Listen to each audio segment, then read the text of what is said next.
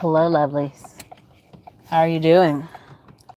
Hope you're doing great today. Well, straight to the point. New York's Governor Cuomo. Man, whatever. You know what I'm trying to say? It's like, we got to open New York back up because we're New York. Now, of course, all along people have been, let me not blow this little car up here. Hold on. A Bentley rolled by me and I was like, oh, have a nice day, sir. But anyway, so the governors of different states are doing different things. Why? Because your state is your state. Only you know what your state needs. A lot of people this week were salty because people in Wyoming are out and about living their life. Because people in Idaho out and about living their life.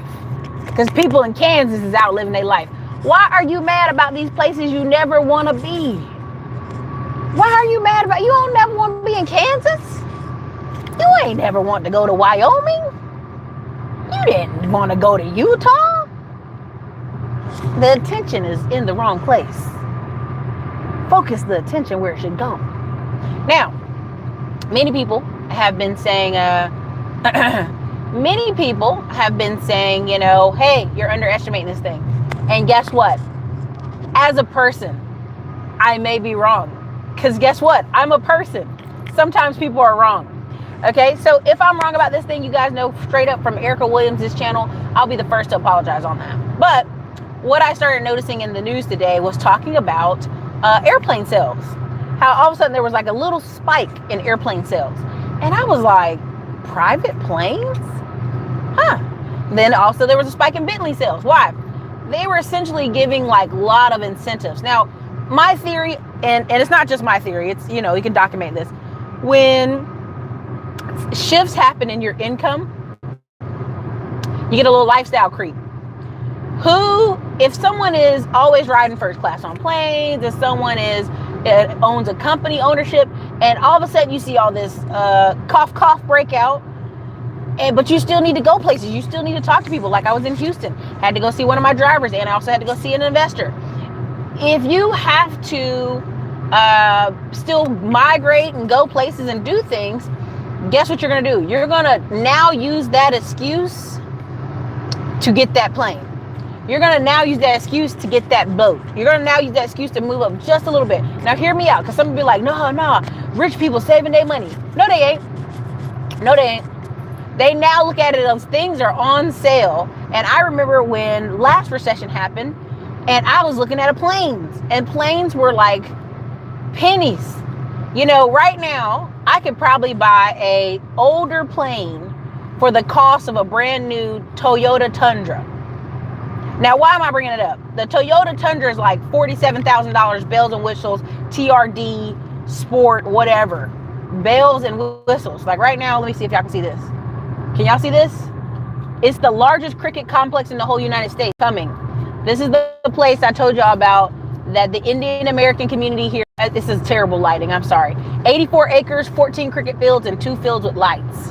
Now, why was I bringing that up? That right there is going to be the biggest complex in the whole United States. It is where international games will be held. Why? Because the Indian community here in Houston pulled the dollars together and was like, boop, cricket. It will now be here because we said so. Now, let me go back to what I was talking about. The people who have it, and let's be clear. Now, someone I know who is liquid has $1 million, and they're concerned, rightfully so. This is a troubling times, and you're sitting there looking at them in their face like, but you have liquid $1 million.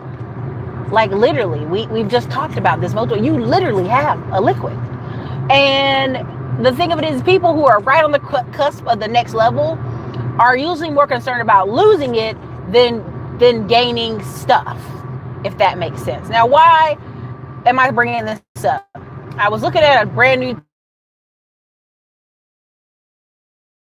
just decked out, nice. I was looking at it, and then I went, as I usually do, I'm back in my office, I'm looking at trucks, I'm looking at RVs for sale, I'm looking at, boy, you name it. I did go look at some planes. There was somebody who's trying to pitch us to buy in on a plane. That's a whole nother story for another day. And the first thing I thought was, I could buy all these items for cheaper than I can the brand new Toyota Tundra. So something in this equation is not right.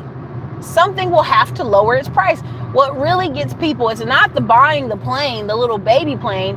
It's the maintenance costs. It's the storing costs. It's the storage fees.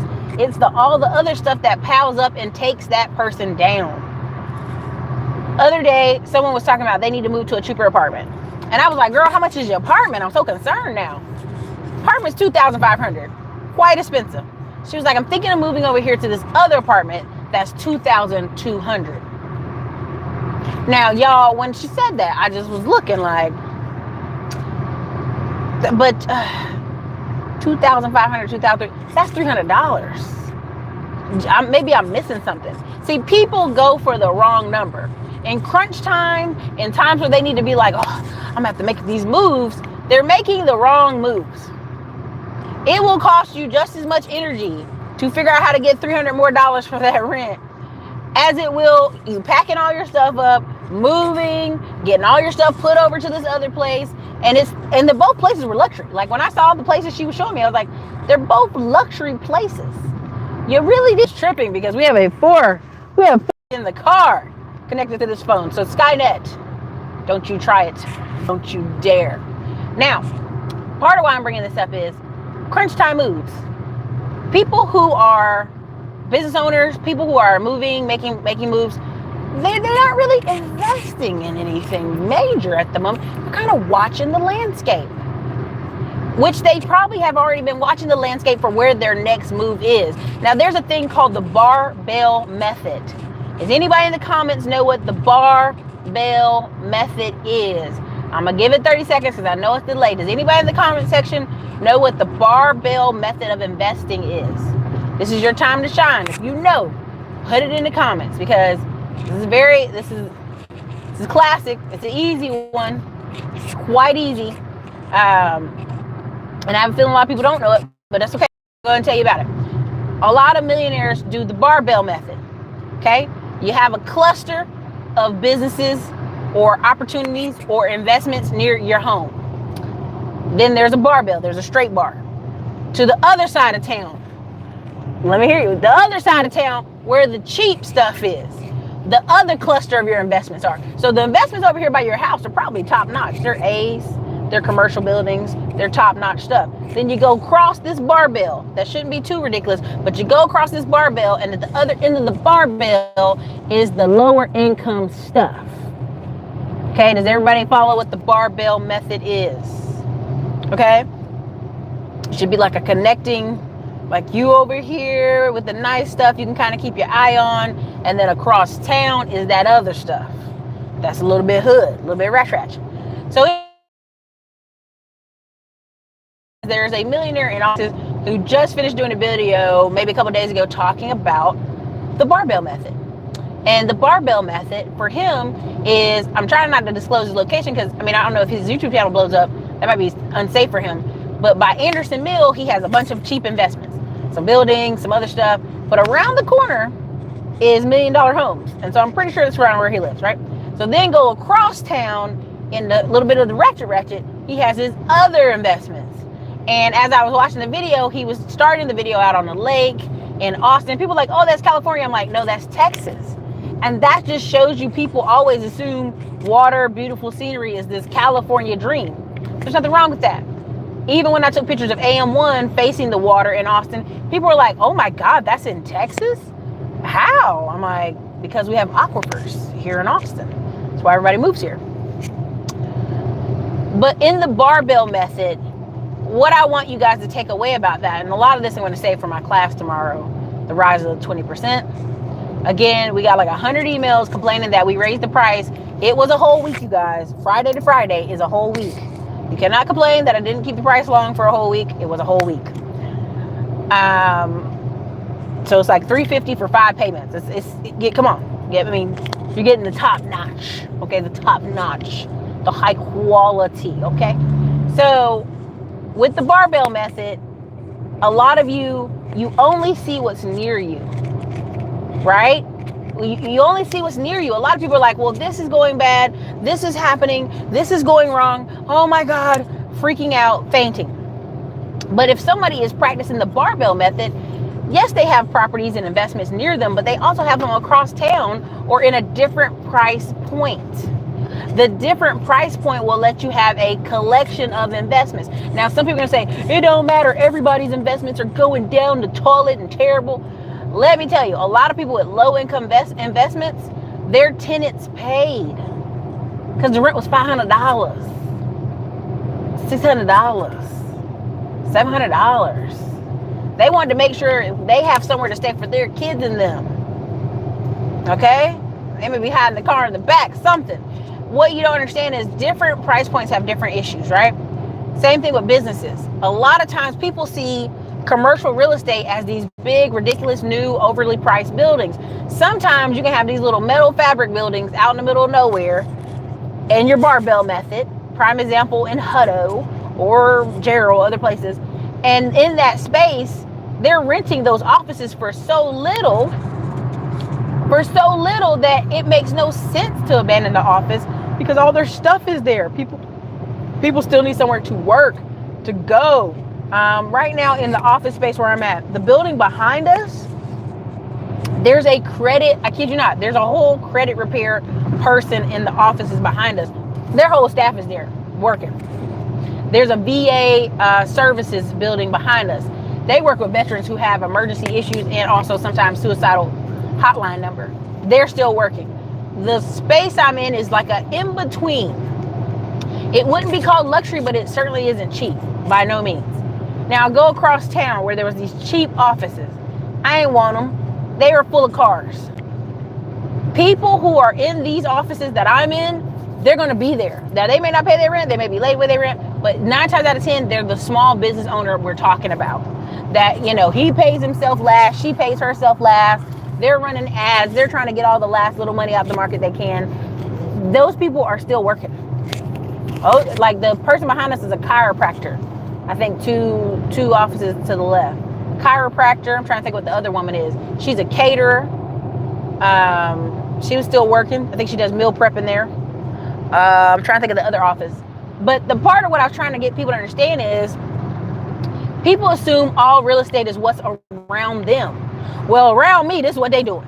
And in my backyard, this is what they doing. And in my city, this is what they're doing.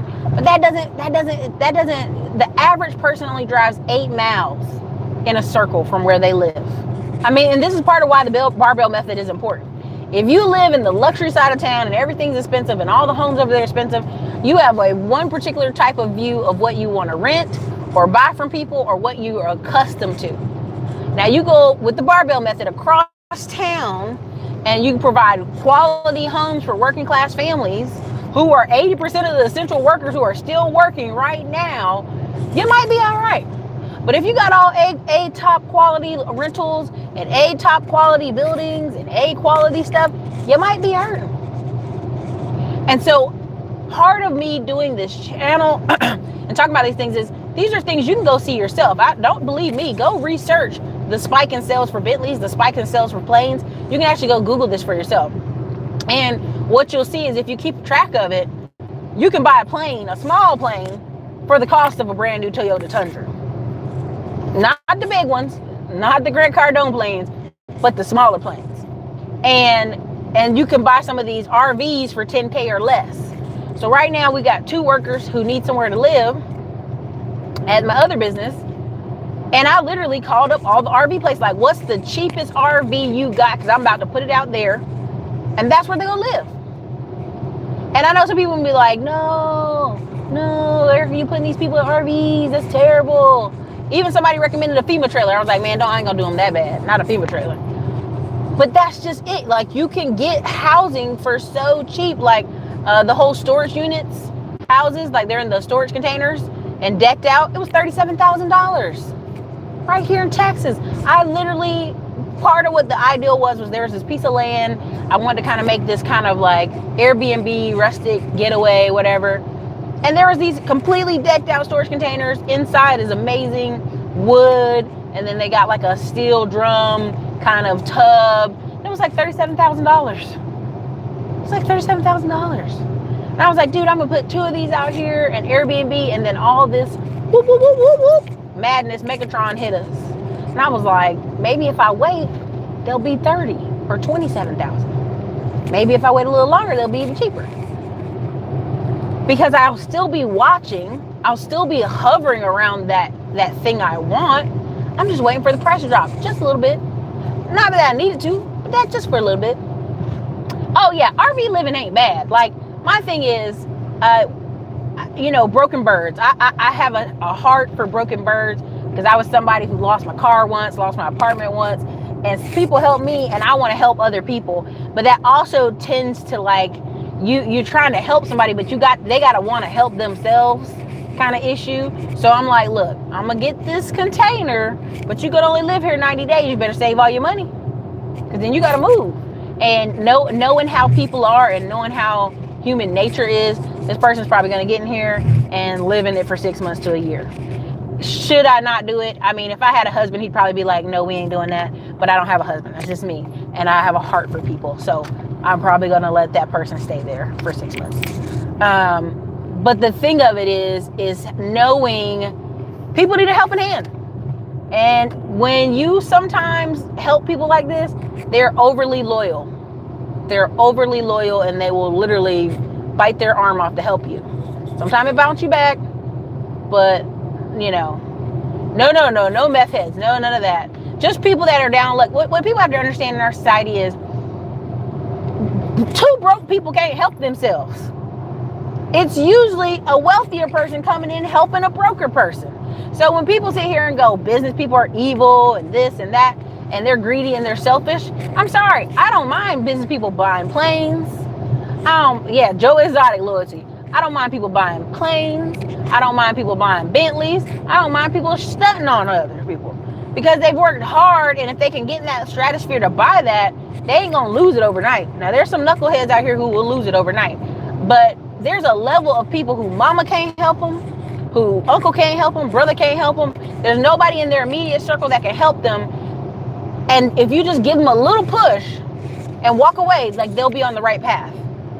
And I've just seen what my life's done in 5 years, and I know people are gonna be like, oh, here she go with that hard work. But from hard work and having a head on your shoulders and investing, what is that in the road? And putting yourself forward, I know how that can change, how your life can change. And I've seen it from many other business people, how their life have changed. So again, my thing is, there's going to be a push up in society, and you'll see a certain sector of people, again, just like you saw this past year, everybody was riding in a private plane, showing it for the gram and all that silly stuff. It'll be so cheap because they have to pay for gas. That'll be a level of push up. It's just going to be a level of push up, and it happens. Now that plays into why I put the course together. Why shouldn't it be you? Why shouldn't you push up for your family? Why shouldn't you grow to the next level for your family? Why shouldn't you be able to help other people around you and be a blessing to other people around you? Right? At the end of the day, like, if somebody ever questions my loyalty to whatever community, I'm putting white, black, and Hispanic dudes to work. Like, consistently spreading the wealth, consistently trickling it down. Trickle down all day. Economy, it does actually work. And people don't want to hear that. Like, I went and even bought masks for my workers. Didn't need to. Law didn't make me do it. I want them to feel comfortable as they're going out here in the world. One dude asked, and I said, you know what? I'm going to go buy some. I'll go buy some masks. No worries. I'll go buy it. But the problem is, people are like, I want to help people, and they have no money to help people. Somewhere in there, you need to have discipline and a system to follow, right? So again, this comes back again where people are posting stuff on Instagram and YouTube, and they're just throwing stuff against the wall when there's people who can show them step by step what they can do and steps they can take to get there. And that's part of the whole Rise Up course. The first part of the course, we're starting off with funding. We done have 1 credit person on there. We're about to have 3 more credit people on here. Why? Because I want people to get it. I mean, you hear it, you hear somebody say it again, you kind of got it, you're clicking and clicking, and then somebody else comes and says it again, you're clicking. Somebody in the 5 people I want to bring on is going to light a fire under your butt so you can get it and take off.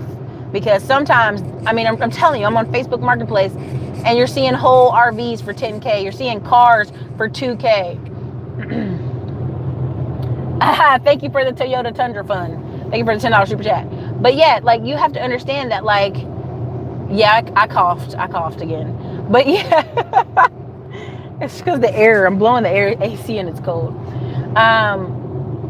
But part of what you have to understand is there's a system and a process to everything.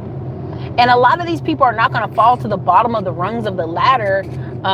They're like, oh, people are going to lose their jobs. They're going to do this. Listen, even if 30 million, even if 35% of people are unemployed, there's a 70% that will be employed.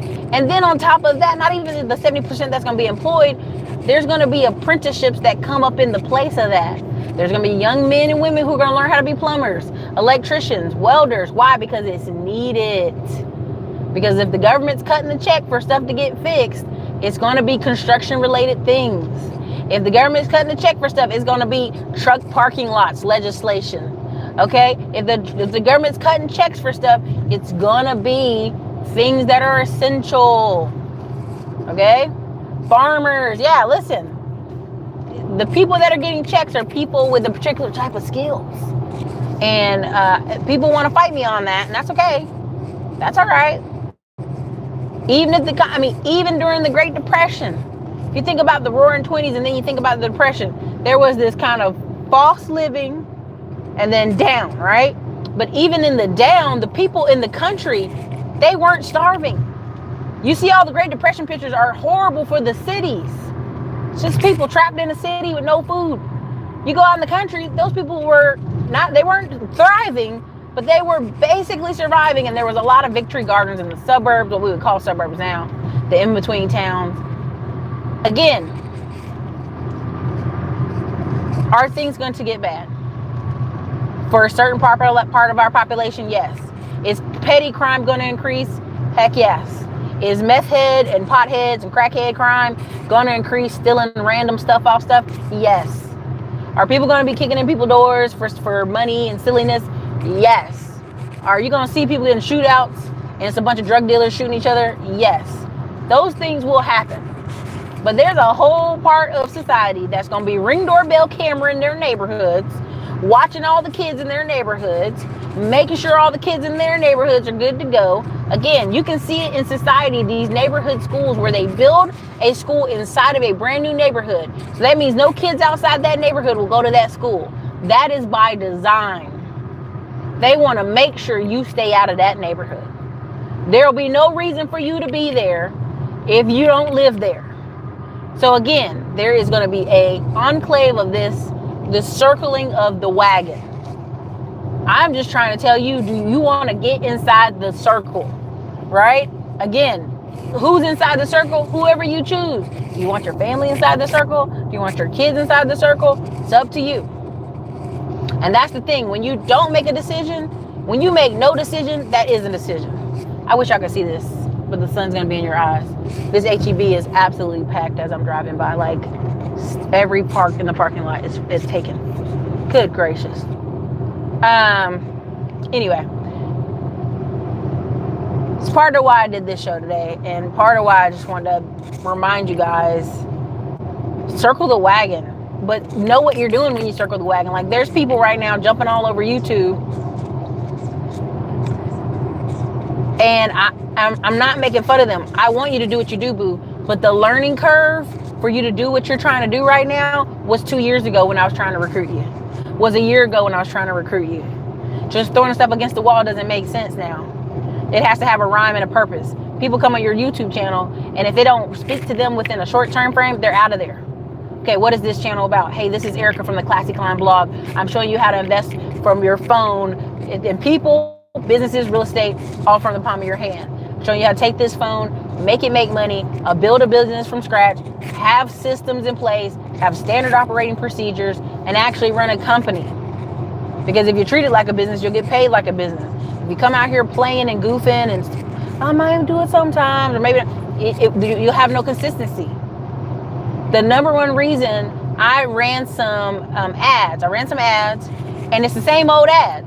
And I was talking to my friend, Andre Hatchett. He was running some ads over there. Consistent ads. People know, dang, they back again with that same ad. Clearly there's some money there. Right? There's a lot of people realizing, oh wait, this person's still going strong. Boom, boom, boom. Must be some money there.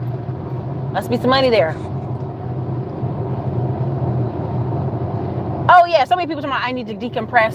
I'm so exhausted. The fear, the this, the that. I said, listen to me. Right now, what people should be doing, what they are doing are two different things. Do you need some mental rest? Yes, you do. Are your kids getting yours? Possible. You have never been around your kids this long, 7, 8, 9 hours consistently. As much as people give teachers hard slack, you now don't understand what the teacher is dealing with because she's dealing with your child consistently for 9 months. You are feeding your child in the afternoons, yelling at them and making them go to bed. Lots of studies show the average parent spends 2 hours and 45 minutes a day with their child. This is just national study. It doesn't mean everybody. Don't get offended. Somebody's gonna be like, I spend time with my child. I don't want to get cussed out about you. I'm just telling you what the national study says. So with that being said, now you have this time back with your child, back in front of their face to get their attention.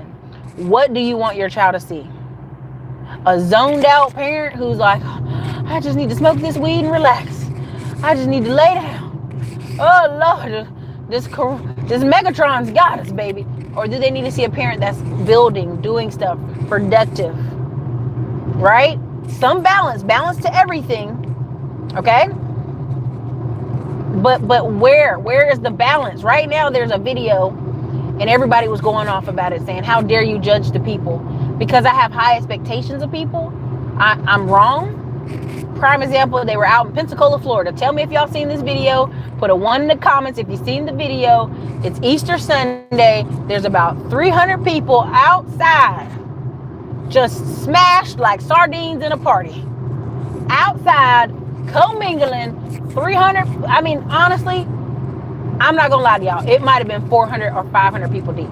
Anybody seen the video? What number of people do you think was out there? I mean, the police was even like, I don't even know what to do. The police is out there. And most people scared of the police. And the police is just like, woo, woo, woo, woo. And people are like, anyway. They out there just, you make me happy. They just out there just living their best life. And people in the video was like, oh, what did they closed the club? What they think people's gonna do? Have common sense.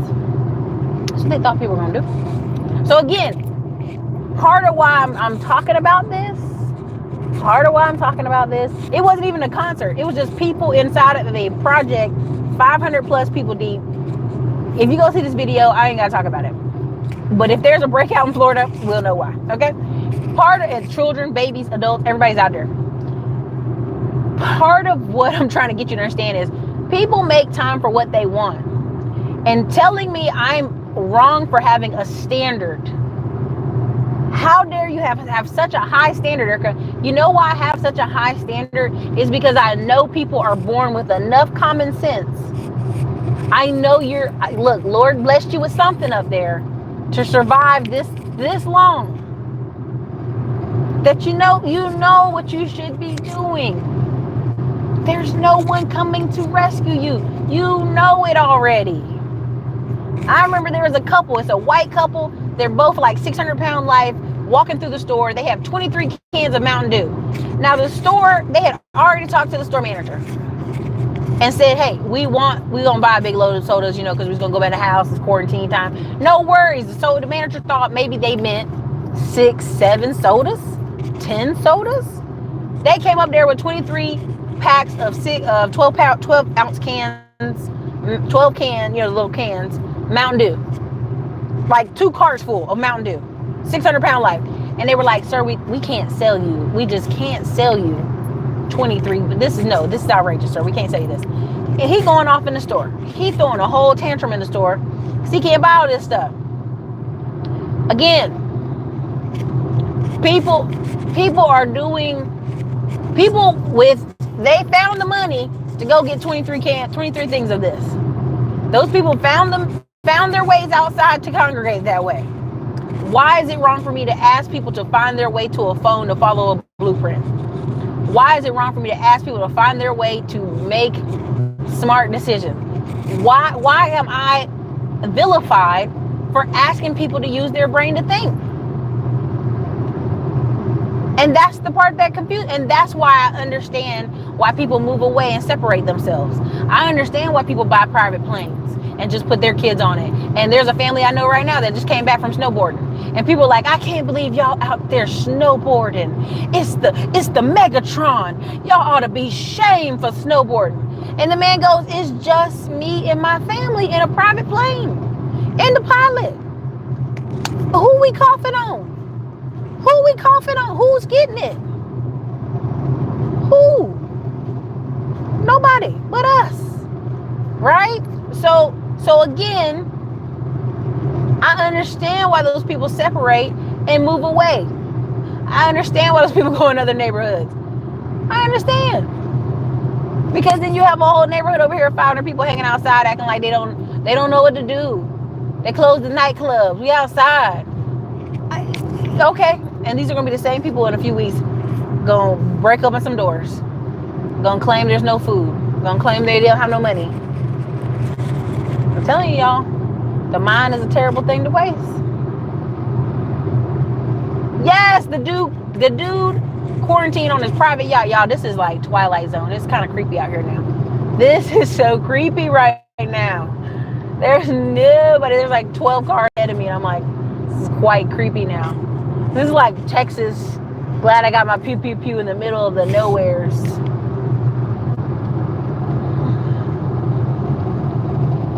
Oh Lord, you married to a low expectation person? I mean, listen. Low impulse control, low expectations. It happens. I mean, even there was this guy today, Anthony O'Neill. I talk about him a lot, and he was like, well, shouldn't the husband make all the decisions? Ain't he the decision maker? And other men on the show were laughing. They were like, look, dude, everybody's strong suit isn't money, or everybody's strong suit isn't this. And he was trying to give leeway in the conversation that in a partnership, two people should be making a decision, per se. When you are a one person, you need to be making the best decision for your current situation. For some of you, when I get on consult calls with y'all, majority of y'all are very concerned about your family. You're very concerned about your parents, your siblings. And if that's you, and you're carrying the load for them, you need to make the next best decision. And the next best decision may be starting a business. The next best decision may be investing where they live, not in random real estate, but where they live, and you take over that so they don't have to pay that bill. There's a lot of people out here carrying the load of their families. I don't recommend it, but I know people do it. So figure out a system you can follow and the next best step for you guys to do.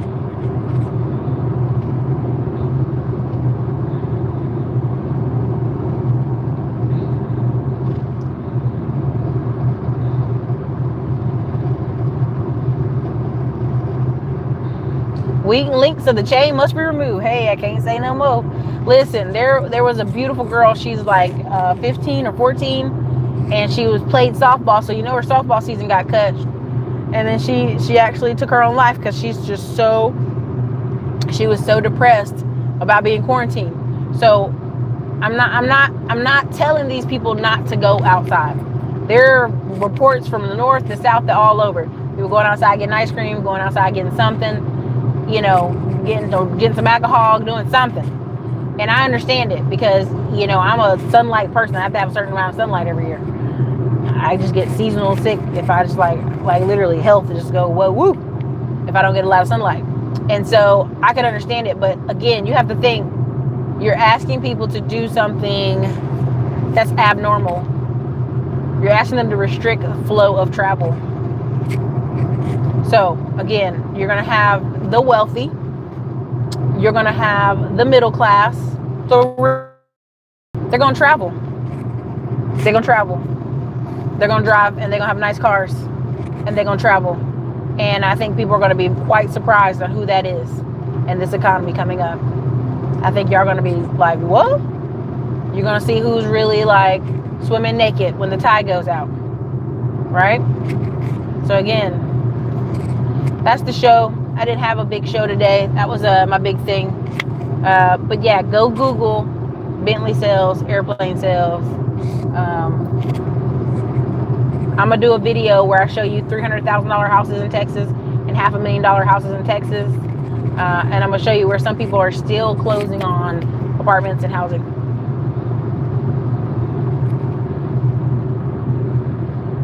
So anyways, you guys, this is your girl Erica from the Classy Climb blog. If you haven't, definitely check out our YouTube course. And if you haven't checked out the YouTube course, YouTube's not for you, definitely check out the Rise of the 20%. What is that class about? It is literally 3 to 4 months of us bringing credit experts. We're going to be bringing people who literally show you the game, e-commerce, marketing, Facebook ads, Instagram ads, YouTube ads. We're going to bring all kind of people in there because I know it's what people need right now. They need thought leaders who step out and make a decision and push forward. So if that's you, definitely join our class. Live trainings on Tuesdays, some Thursdays, and a lot of Saturdays. So I hope to see some of you guys in there. For those of you still waiting, I know we're still processing people through the Facebook group. You guys literally slammed our systems by 360 people joining the course. It is a great time. So look, this is your girl Erica from the Classy Climb blog. Later.